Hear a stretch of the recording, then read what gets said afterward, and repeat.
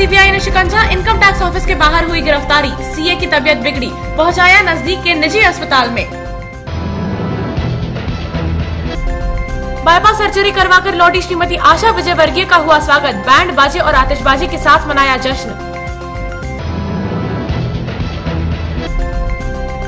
3 नंबरी चौराहे पर एक्सीडेंट में हुई 2 की मौत, अज्ञात वाहन ने मारी थी टक्कर।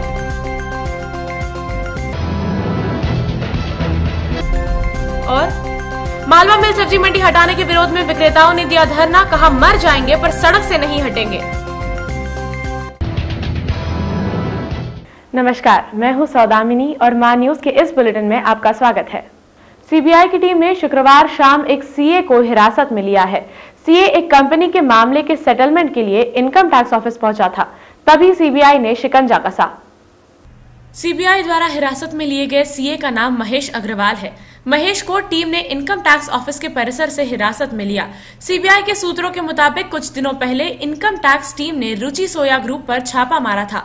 इस कार्रवाई में कुछ फर्जी कंपनियों की जानकारी इनकम टैक्स विभाग के सामने आई थी। महेश ने इन फर्जी कंपनियों को लीगल करवाने का काम रुचि सोया ग्रुप से लिया था। महेश ने कंपनी से 20 लाख रुपए इनकम टैक्स डिपार्टमेंट के अधिकारियों को देने और बदले में फर्जी कंपनियों को लीगल करवाने के नाम पर लिए थे। महेश शुक्रवार को इसी काम के सिलसिले में इनकम टैक्स के ऑफिस गया था, वहीं सीबीआई द्वारा उसे हिरासत में ले लिया गया। सीबीआई की हिरासत में आते ही महेश की तबीयत बिगड़ गई, जिसके बाद उसे सुयश हॉस्पिटल में एडमिट किया गया। फिलहाल विभाग द्वारा मामले की जांच की जा रही है। प्रदेश के उद्योग मंत्री कैलाश विजयवर्गीय की पत्नी आशा विजयवर्गीय गुरुवार को मुंबई से अपना उपचार कराकर इंदौर लौटी, जहां उनका धूमधाम से स्वागत किया गया। मंत्री विजयवर्गीय की धर्मपत्नी का स्वास्थ्य पिछड़ा गया था। डॉक्टरों के मुताबिक उन्हें दिल का दौरा पड़ा था, जिसके बाद उन्हें उपचार के लिए मुंबई ले जाया गया था। वहां के अस्पताल में उनकी बाईपास सर्जरी की गई, जो सफल हुई, और फिर स्वास्थ्य लाभ लेने के बाद वे गुरुवार को मुंबई से रवाना होकर इंदौर पहुंची, जहां उनका बड़ी धूमधाम से स्वागत किया गया।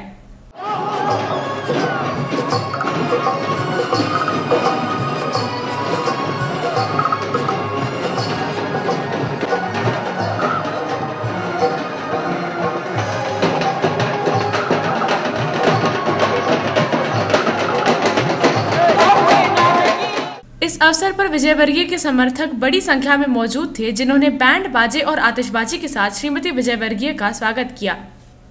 केंद्र सरकार द्वारा अफजल गुरु को फांसी दी जाने से पूरे देश में खुशी का माहौल है। इंदौर में भी भाजपा कार्यकर्ताओं ने पटाखे फोड़कर और मिठाइयां बांटकर इस जश्न की खुशियां मनाई।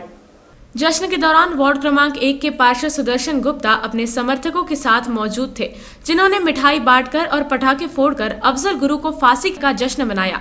हालांकि उनका यह भी कहना था कि यह निर्णय कांग्रेस सरकार अपनी छवि सुधारने के लिए कर रही है और यह निर्देश बहुत पहले ही दिए जाने चाहिए थे। गुप्ता ने देश के सभी आतंकवादियों को फांसी की सजा देने की मांग कर डाली।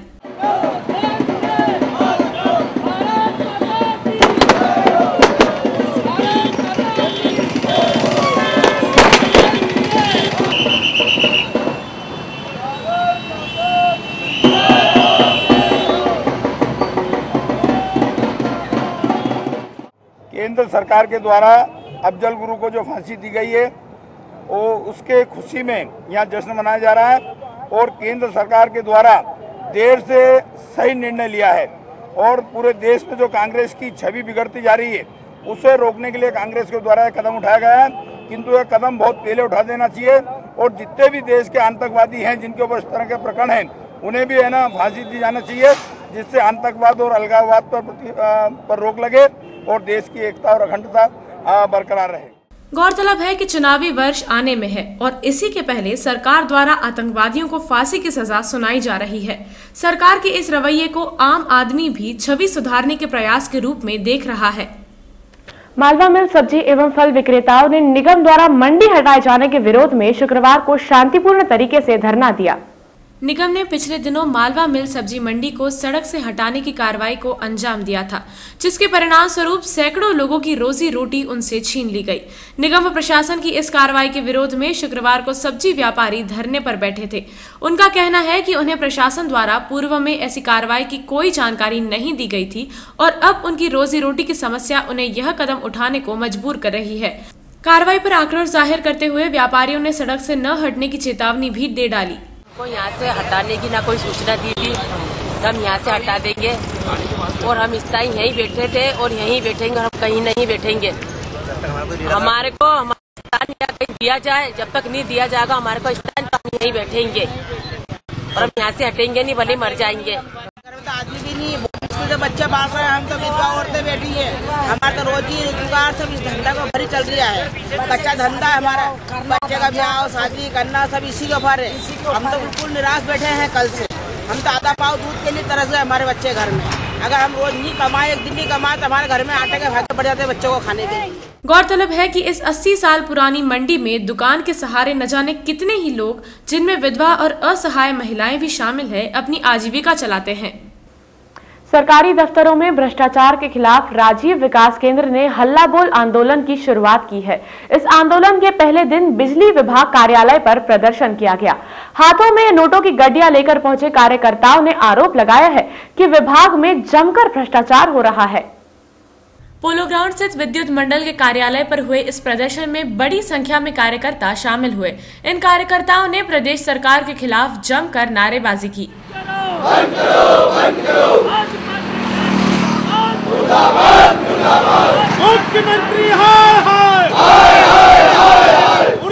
कार्यकर्ताओं ने आरोप लगाया है कि किसी भी विभाग में बगैर पैसे के काम नहीं होता।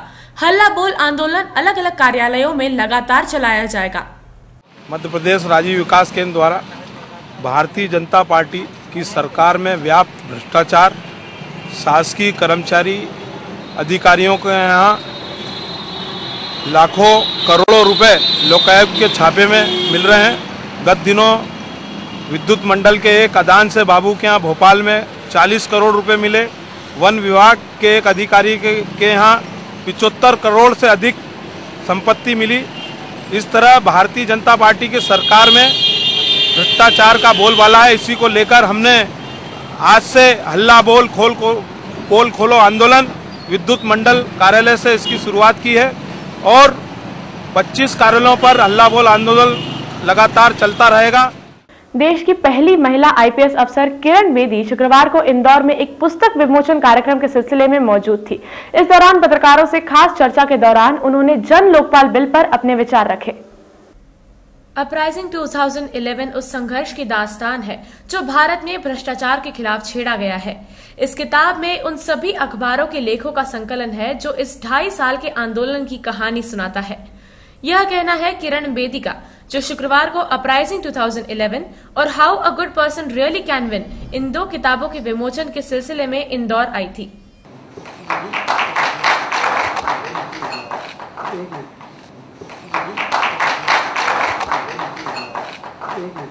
इस मौके पर उन्होंने मार्च में शुरू होने वाले राज्यसभा के सत्र में जन लोकपाल बिल के पास होने की उम्मीद जाहिर की।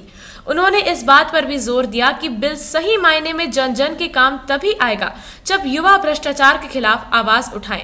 बेदी ने आगे कहा कि भ्रष्टाचार के खिलाफ अन्ना हजारे के आंदोलन के बाद देश का युवा जागरूक हुआ है और युवाओं ने अपनी इसी जागरूकता और एकजुटता का परिचय दिल्ली गैंगरेप के आंदोलन में दिया है। परिणाम स्वरूप जस्टिस वर्मा कमेटी का गठन हुआ है और आज कानूनों में कई संशोधन किए जा रहे हैं। हालांकि बेदी ने इसे अंतिम मुकाम न मानते हुए राह अभी और बाकी होने की बात कही। लोकपाल के लिए अगर मार्च में लोकपाल आ गया तो जिस चीज के लिए संघर्ष हुआ था एक किसी डेस्टिनेशन पर तो पहुंचा, किसी मुकाम पर पहुंचा। सो अब हम वेट कर रहे हैं कि मार्च में इसका नतीजा क्या निकलता है। आपने देखा है लोकपाल के बाद किस तरीके से युवा शक्ति जागी और उन्होंने क्राइम्स अगेंस्ट वुमेन पर कितना जबरदस्त आंदोलन किया, जिसका फायदा क्या हुआ, जस्टिस वर्मा कमेटी बैठी और इतनी जबरदस्त अच्छी रिपोर्ट दी। उसके बाद फायदा क्या हुआ कि सरकार एक ऑर्डिनेंस लाई जिसने रेप लॉज को सख्त किया, लेकिन बहुत कुछ और करना है जो अगर आप जस्टिस वर्मा कमेटी को पढ़ें तो जबरदस्त, अगर वो इम्प्लीमेंट हो जाए तो बहुत तब्दीली होगी सरकार की प्रशासन में, देश की गवर्नेंस में। तो वो तो अब युवा शक्ति जागी हुई है, वो जस्टिस वर्मा कमेटी की बाकी चीजों पे भी आंदोलन रखेगी। शहर में देर रात हुए एक सड़क हादसे में 2 युवकों की मौत हो गई। दोनों एक बाइक पर सवार थे जिन्हें अज्ञात वाहन ने टक्कर मार दी। हादसा 3 इमली के पास रात करीब 11 बजे हुआ। हादसे में मरने वाले युवकों की पहचान गोयल विहार कॉलोनी निवासी अभिषेक तिवारी और पिंक सिटी निवासी संदीप कुमार के रूप में हुई। दोनों दोस्त संदीप के घर से एक बाइक पर सवार होकर निकले और 3 इमली के पास हादसे का शिकार हो गए। दोनों दोस्त गंभीर रूप से घायल हालत में सड़क पर पड़े थे। तब राह से गुजर रहे लोगों ने उन्हें देखा और एमवाय अस्पताल भिजवाया, लेकिन तब तक दोनों की मौत हो गई थी। मृतकों में अभिषेक फार्मा कंपनी में काम करता था। दोनों दोस्त कहां जाने के लिए निकले थे और उन्हें किस वाहन ने टक्कर मारी, फिलहाल संयोगितागंज पुलिस इसकी जांच कर रही है। इस बुलेटिन में फिलहाल इतना ही। आप देखते रहिए मां न्यूज।